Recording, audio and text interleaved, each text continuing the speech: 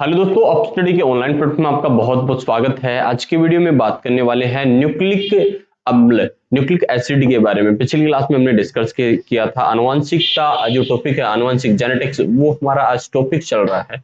उसी की प्रॉपर उसी सीरीज की क्लास है। इसमें आरएनए अम्पन देखने वाले हैं। आरएनए क्या होता है, डीएनए पिछली क्लास में देख चुके हैं। आरएनए के बारे में कंप्लीट डिस्कस करेंगे। उसके इंपॉर्टेंट क्वेश्चन क्या बनते हैं उनके बारे में डिस्कस करने वाले हैं। जो नेक्स्ट क्लास होने वाली है उसमें जो एमसीक्यू क्वेश्चंस बनने वाले हैं उनके बारे में भी हम इन क्लासेस में डिस्कस करने वाले हैं। काफी इंपॉर्टेंट क्लास है। सीईटी और कम एलडीसी, इन दोनों को राजस्थान एलडीसी को पैरेलल में लेके चल रहे हैं। 12th लेवल तक के लिए है ये साइंस। ठीक है दोस्तों, स्टार्ट कर लेते हैं क्या है क्या नहीं है। ठीक है, RNA, RNA ribose nucleic acid.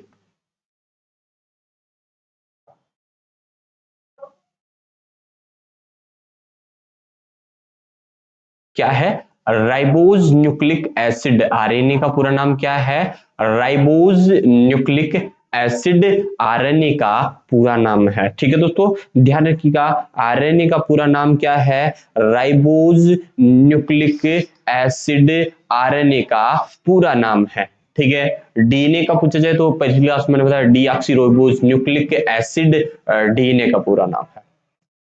ठीक है, यहां पे बात कर लेते हैं आरएनए की खोज किसने की थी। ठीक है, ठीक है, आरएनए की खोज किसने की थी, तो ध्यान रखिएगा डीएनए और आरएनए की खोज किसने की थी। पहले हम बात कर लेते हैं आरएनए, राइबोज न्यूक्लिक एसिड कितने प्रकार के पाए जाते हैं, दो प्रकार के पाई जाती है, genetical RNA, non genetical RNA. ठीक है, जेनेटिकल आरएनए और नॉन जेनेटिकल आरएनए मतलब आनुवंशिकी,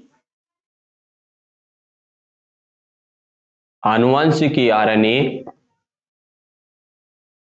और अनआनुवंशिकी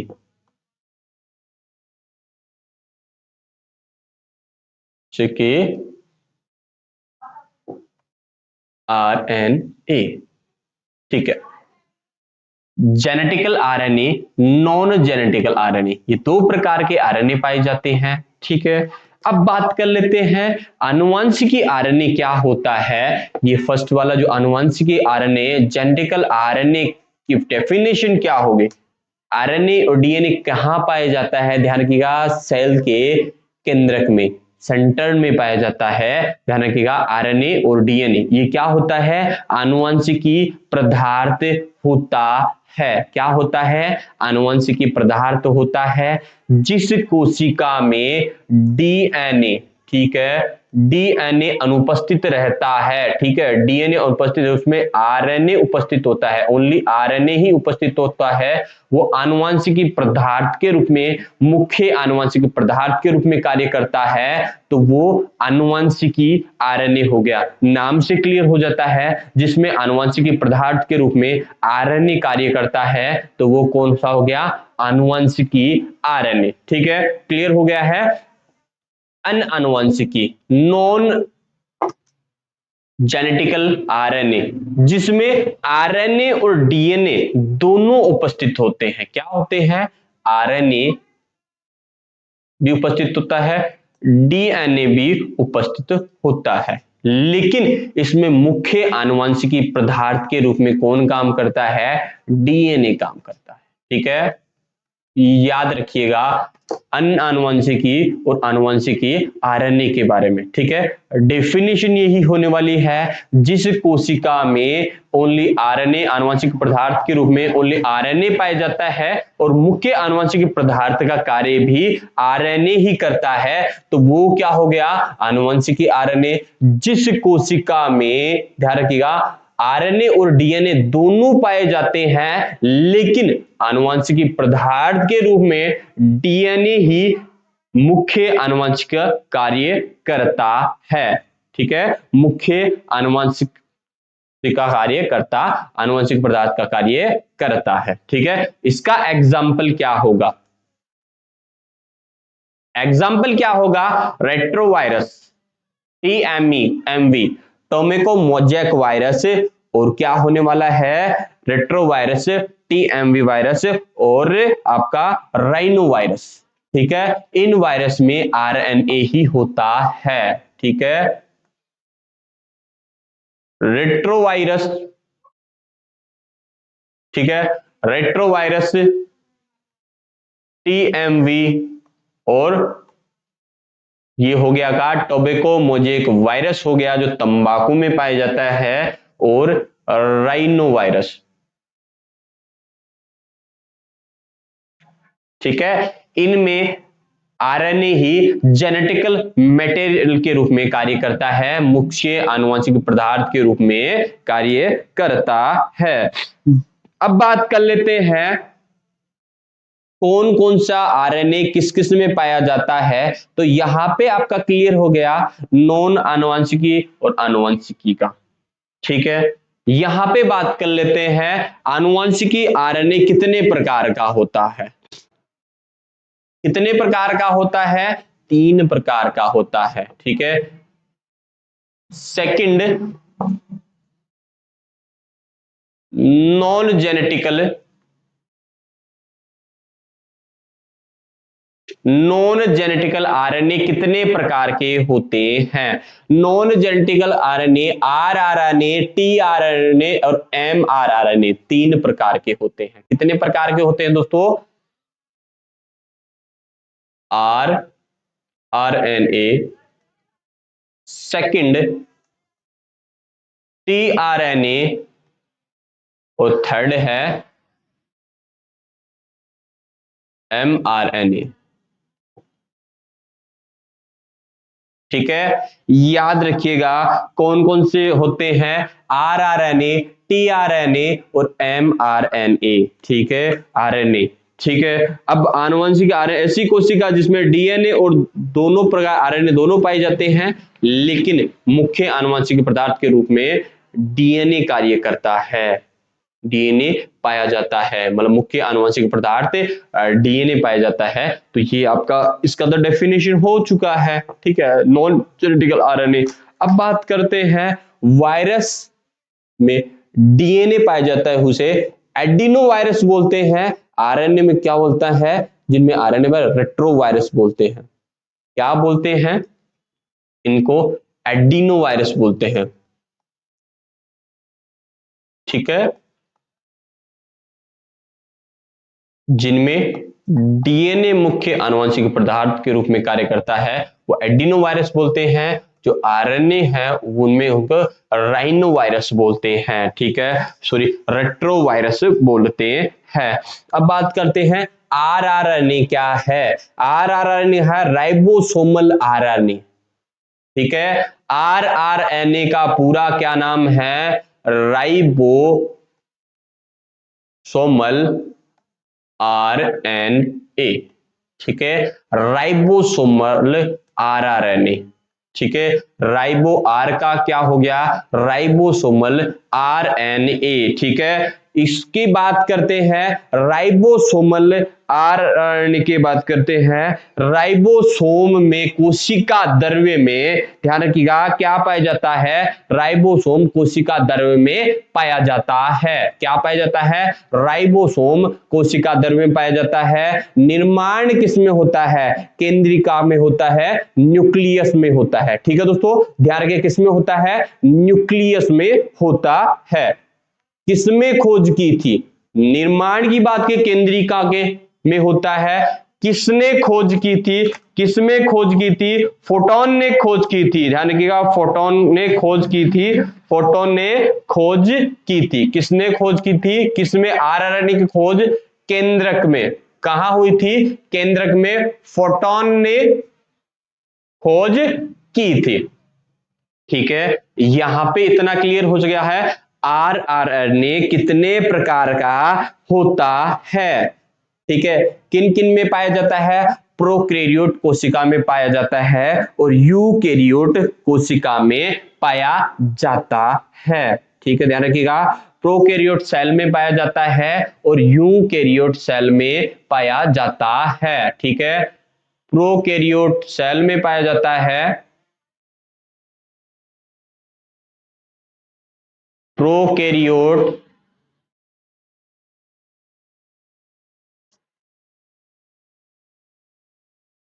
प्रोकैरियोट कोशिका,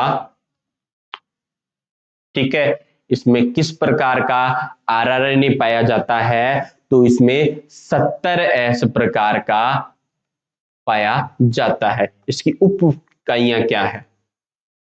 ठीक है, उप इकाई क्या है? याद रखिएगा 30S प्लस 50S, ठीक है, क्या होता है? 30S plus 50S। अब आगे बात कर लेते हैं, और यूकैरियोट कोशिका भी बताया था मैंने, यूकैरियोट कोशिका,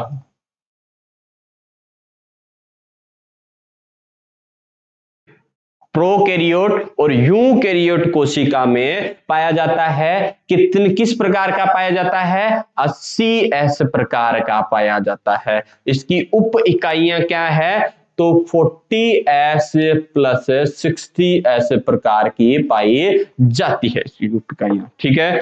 ध्यान रखिएगा आरएनए में आरआरएनए कितना प्रतिशत पाया जाता है? तो ये आपका 80% पाया जाता है, ठीक है, 80% पाया जाता है। अब बात करते हैं किसमें, प्रोकैरियोट सेल की किसमें पाया जाता है? जीवाणु कोशिका में। कहां पाया जाता है? जीवाणु कोशिका में। और ये कहां पाया जाता है? पादप व जंतु कोशिका में। क्लियर हो गया? जीवाणु कोशिका में और ये पादप व जंतु कोशिका में। यूकैरियोट प्रोकैरियोट आपको पता है, प्रोकैरियोट जीवाणु कोशिका, यूकैरियोट कोशिका कौन सी है? पादप व जंतु कोशिका, ठीक है। यहां पे ये हो गया कार्य क्या होता है आरआरएनए का, क्या होता है? प्रोटीन संश्लेषण का, ठीक है, क्या होता है? प्रोटीन सिंथेसिस का होता है। आरआरएनए का कार्य क्या होता है?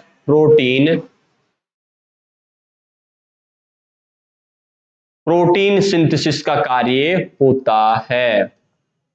दोबारा रिपीट कर देता हूं, आरआरएनए का पूरा नाम क्या है? Ribosomal RNA. कहां पाया जाता है? केंद्रक में। खोज कहां हुई थी? ठीक है, केंद्रक में। किसने की थी? फोटोन ने की थी, ठीक है। किस किस में? प्रोकैरियोट कोशिका में और यूकैरियोट कोशिका में पाया जाता है। किस किस प्रकार का पाया जाता है? 70S और 80S प्रकार का। यूकैरियोट कोशिका होने जीवाणु कोशिका में, ठीक है, जीवाणु में। यहाँ पे वो यूकैरियोट की बात है, पादप व जंतु में पाया जाता है। 80S प्रकार उनकी उप इकाई क्या? 70S की उप इकाई क्या होने वाली है? 30S प्लस 50S है, लेकिन 80S की उप इकाई 40S प्लस 60S है। यहाँ पे आप बात करें आरएनए में आरआरएनए का कितना भाग पाया जाता है? मतलब आरएनए कितना भाग पाया जाता है? 80% पाया जाता है। कार्य क्या है आरआरएनए का? प्रोटीन सिंथेसिस का, यानी कि प्रोटीन संश्लेषण का कार्य होता है, ठीक है। अब टीआरएनए के बारे में बात करते हैं। यहां पे अपन टीआरएनए के बारे में बात करते हैं, तो टीआरएनए का फुल फॉर्म क्या होने वाली है? ध्यान गया, ट्रांसफर आरएनए। क्या होने वाली है?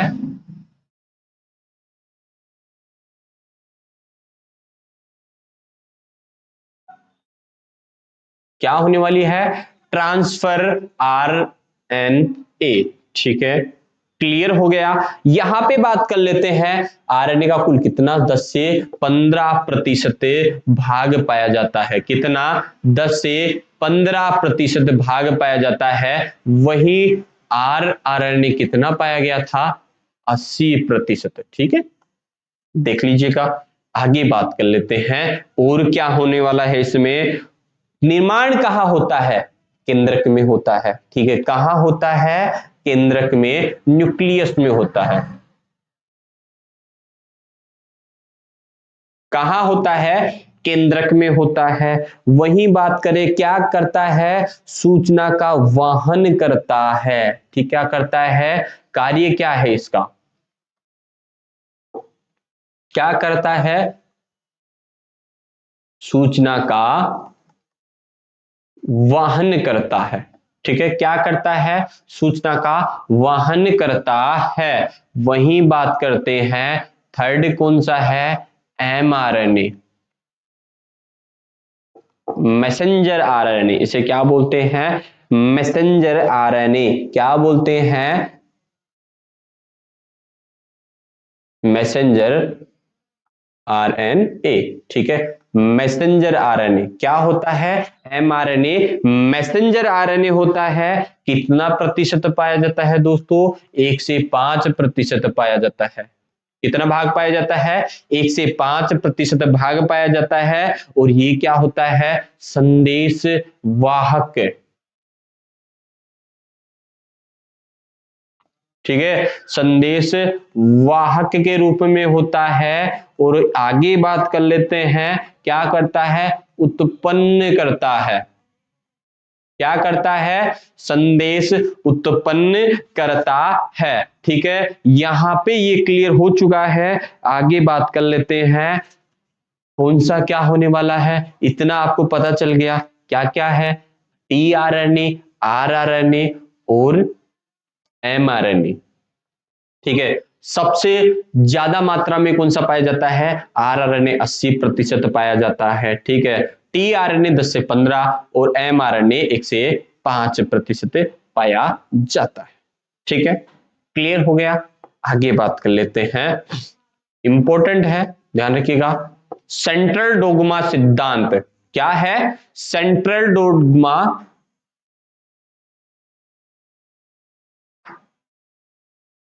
सेंट्रल डोगमा क्या? सेंट्रल डोगमा सिद्धांत क्या है? बहुत इंपॉर्टेंट है, ध्यान रखिएगा। सेंट्रल डोगमा शब्द किसने दिया? पहले तो सेंट्रल डोगमा जो शब्द है वो किसने दिया है?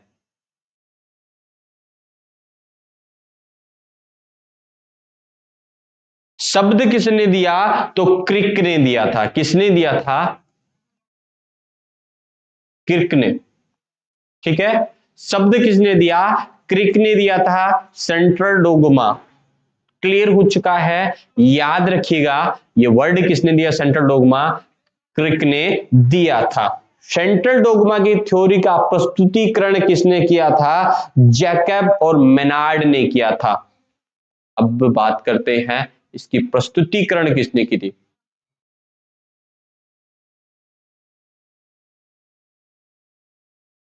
एंड मोनार्ड ने। किसने की थी? सेंट्रल डोगमा सिद्धांत का प्रस्तुतिकरण किसने किया था? जैकब और मोनार्ड ने। ठीक है, ये क्या क्लियर हो चुका है आपका। अब विस्तृत अध्ययन किसने किया था? कैलबर्ग, खुराना और मित्तल ने किया था। ठीक है, कैलबर्ग, खुराना और मित्तल ने किया था। अब विस्तृत अध्ययन की बात करते हैं।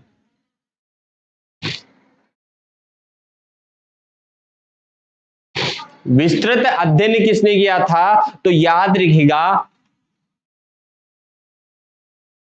कैलबर्ग, खुराना और आपका क्या है? मित्तल। ठीक है, कैलबर्ग, खुराना और मित्तल ने इसका विस्तृत अध्ययन किया था। क्या होता है? क्या होता है सेंट्रल डोगमा? प्रोटीन का निर्माण ही क्या होता है? सेंट्रल डोगमा सिद्धांत होता है। क्या होता है? प्रोटीन निर्माण।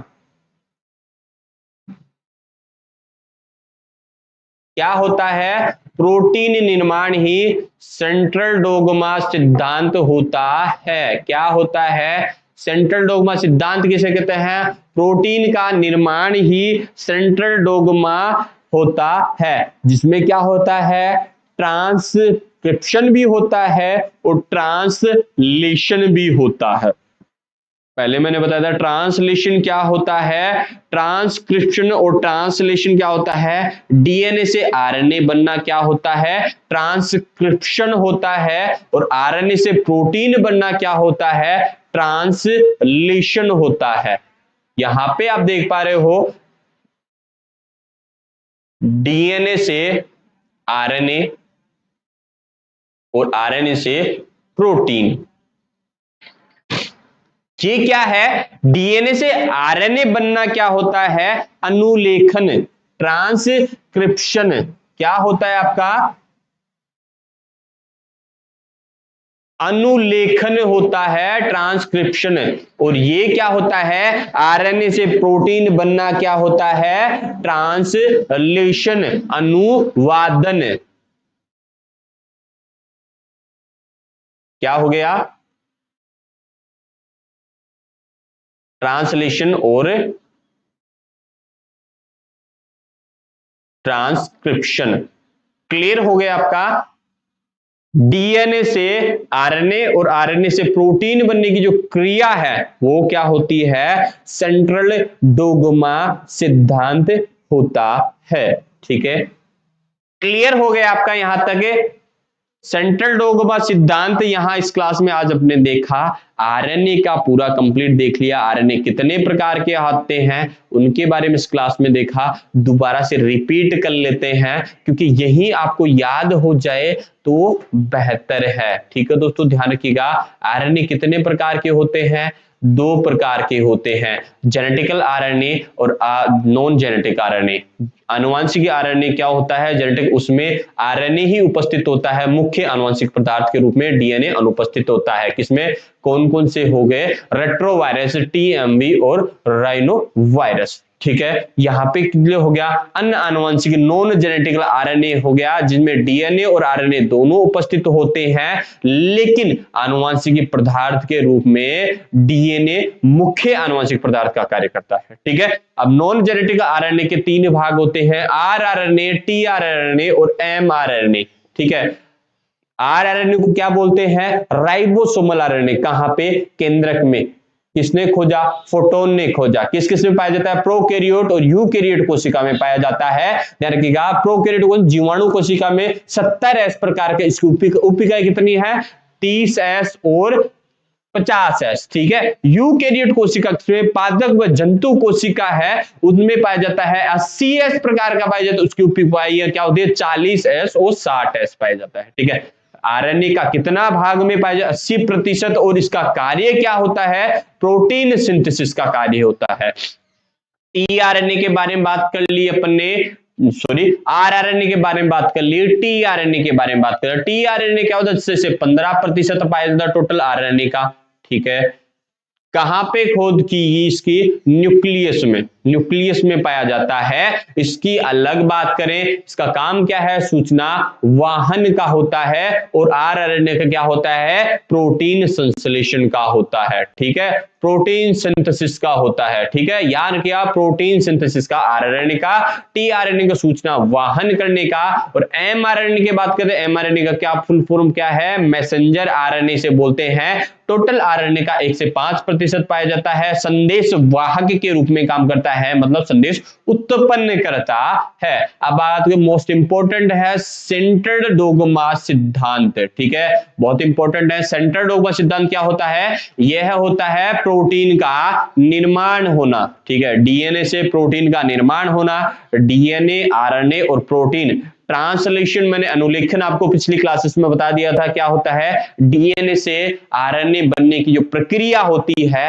वो ट्रांसक्रिप्शन, अनुलेखन होती है, लेकिन आरएनए से प्रोटीन बनने की क्रिया क्या होती है, ट्रांसलेशन, अनुवादन होती है। तो इसे कंप्लीट जो अनुलेखन और अनुवादन, ट्रांसक्रिप्शन और ट्रांसलेशन होता है, उसे ही क्या बोलते हैं, सेंट्रल डोग्मा सिद्धांत बोलते हैं। किसने दिया था सेंट्रल डोग्मा, क्रिक ने दिया था। प्रस्तुतिकरण किसने दिया था, सेंट्रल डोग्मा का प्रस्तुतिकरण किसने किया था, जैकब और मेनार्ड ने इसका प्रस्तुतिकरण किया था। ठीक है, विस्तृत अध्ययन के बारे में बात करते हैं। सेंट्रल डोग्मा का सिद्धांत का विस्तृत अध्ययन किसने, किलबर्ग, खुराना और मेटाल ने किया था। ठीक है, यहां पे जितने इंपॉर्टेंट बातें हैं, जो इंपॉर्टेंट क्वेश्चंस बनते हैं, जो इंपॉर्टेंट है इस टॉपिक में, सीटी और राजस्थान एलडीसी को लेकर, वो कंप्लीट अपन ने आज डिस्कस कर लिया है।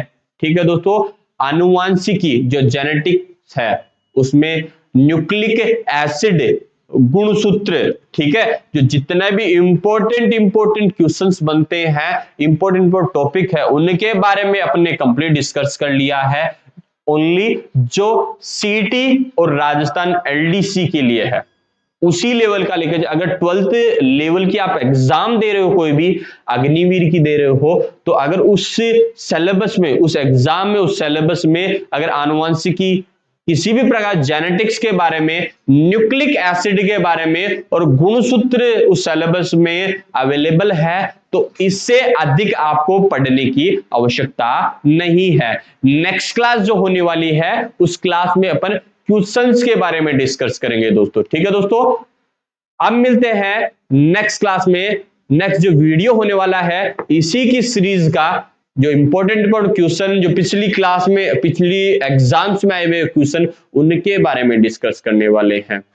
अगर दोस्तों आपने हमारा इस अपस्टडी परिवार की फैमिली का हिस्सा नहीं बने हो, तो आप बन जाइएगा, चैनल को सब्सक्राइब कर लीजिएगा और पास वाले बेल आइकन को हिट करना ना भूलिएगा। उसके साथ साथ हमारा टेलीग्राम चैनल है, उसका लिंक भी डिस्क्रिप्शन में दिया गया है, उससे भी ज्वाइन कीजिएगा। कोई भी अपडेट आता है, अगर दोस्तों कोई भी अपडेट आता है एग्जाम्स को लेकर किसी भी प्रकार का, तो आपका टेलीग्राम चैनल पे आपको वहां पे मिल जाता है दोस्तों। अब मिलते हैं नेक्स्ट वीडियो में, नेक्स्ट क्लास में। जय हिंद, जय भारत।